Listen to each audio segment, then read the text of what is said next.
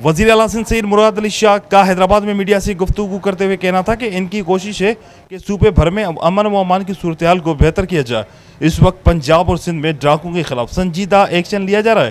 ताहम अब एदाद व शुमार का जायजा लेंगे तो आपको पता चलेगा कि इस वक्त अमन व अमान की सूरत हाल बेहतर हुई है। उनका कहना था कि सैलाब से 1.5 बिलियन का नुकसान हुआ, जबकि चेयरमैन बिलावल भुट्टो जरदारी की काविशों से घरों की तामीर के लिए आधी रकम जमा कर ली है। उनकी तामीर मशहूर समाजी तंजीमों को हाउसिंग की तामीर के लिए स्कीम दी जाएगी, जो कि तस्दीक के बाद रकम का अजरा किया जाएगा। हमारी कामयाबी ये थी कि गुज़िश्ता बारिशों के पानी की निकासी की गई और गंदम काश्त करके अच्छी फसल काश्त की। वज़ीर आला सिंध सैयद मुराद अली शाह ने कहा कि किसी एक शख्स की अना की वजह से जो हो रहा है वो नहीं होना चाहिए। किसी एक शख्स की अना की वजह से जो हो रहा है वो नहीं होना चाहिए था। मुज़ाकरात के हवाले से कोई बात नहीं करना चाहता। इंतखाबात अपने मुकर्रर वक्त पर होने चाहिए। वज़ीर आला पाकिस्तान पीपल्स पार्टी के रहनुमा इरफान गुल मक्सी से उनकी सांस के इंतकाल पर तज़ियत के लिए हैदराबाद पहुंचे थे।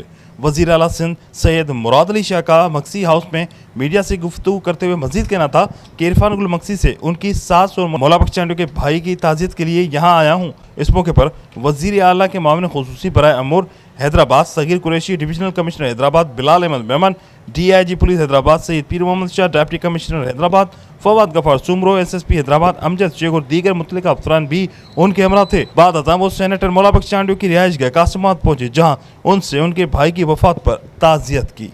दिनों बाद हैदराबाद आया हूँ, कोई आपके सवालात हो मुझे? जी, सिंध में जिस तरह से जो एक दोबारा पेशंगोई की गई, मैं शॉर्ट में जवाब देता हूँ, इसलिए कि बड़ा डिटेल में से तो इसका जवाब होगा। जो मानसून जो बरसातें हुई थी और उसके वजह से फ्लड्स आया था, उसके का नुकसान इतना था कि हमने जो एस्टिमेट सिर्फ घरों का लगाया हुआ है वो 1.5 बिलियन डॉलर्स का है। यानी अगर आजकल के हिसाब से लगाएं तो वो 450-500 अरब रुपए का है। हम सिर्फ घरों की बात कर रहा हूँ। फिर उसके बाद जो रोड्स का है या इरिगेशन हमारा जो नेटवर्क है उसको नुकसान हुआ है, तो ऐसी बात नहीं थी। हमारा टोटल साल का जो डेवलपमेंट बजट 100-150 अरब रुपए होता है। तो हमें कुछ ऐसा सोचना था कि रिहेबिलिटेट करें और उसको बेहतर करें। उस सिलसिले में फिर हमने, जैसे चेयरमैन बिलावल भुट्टो जरदारी साहब ने इंटरनेशनल कॉल्स दी थी, फिर यूनाइटेड नेशंस के साथ हमारी जिनेवा कॉन्फ्रेंस हुई, वर्ल्ड बैंक से हमने बात की, एशियन डेवलपमेंट बैंक से बात की, और इन सब के साथ बात करने के बाद हम घरों के लिए तकरीबन जो हमारी टोटल रिक्वायरमेंट उसका आधा अश्योर कर चुके हैं। रोड्स के लिए और इरिगेशन नेटवर्क के लिए दोनों वर्ल्ड बैंक और एशियन डेवलपमेंट बैंक, इनसे हमारे लोन्स फाइनल हो गए, मिल गए। इस सब में टाइम लगा है। एक तो अगर आपने कोई काम करना तो उसकी प्रॉपर स्कीम्स बना के उनको भेजना था हमने वर्ल्ड बैंक और एशियन डेवलपमेंट बैंक को, ये काम हो गया। और घरों की तामीर, अगेन कोई इसमें हम कोई ठेकेदार नहीं दे रहे कि किसी को ठेका दे दिया और उसने सारे घर बनाने। इसका सिस्टम ये रखा कि हमने एक हाउसिंग कंपनी बनाई है। वो हाउसिंग कंपनी जो रिनाउंड NGOs हैं, 7 हैं या 8 हैं पूरे सूबे में, उनको हमने डिस्ट्रिक्ट्स दिए हैं कि वो डिस्ट्रिक्ट्स में अपना लोगों को असिस्ट करें। सर्वे में टाइम लगा।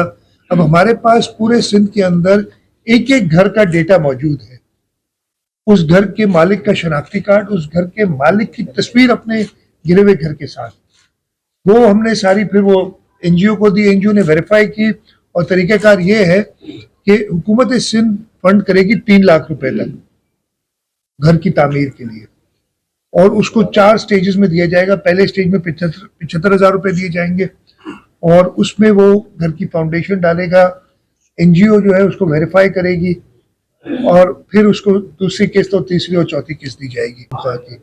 अब तो मुझे नहीं पता, मैंने तो खुद सुना है कि उनकी शायद पिटिशंस दाखिल की हैं कि उनको दोबारा बहाल किया जाए। सही है, मैंने सुना था, मैंने स्पीकर्स की जानिब से, मैंने जो पुराने चीफ मिनिस्टर थे पंजाब के, उनकी का बयान सुना था कि जी खान साहब ने इजाज़त दी है कि पिटिशन करें कि इनको बहाल किया जाए।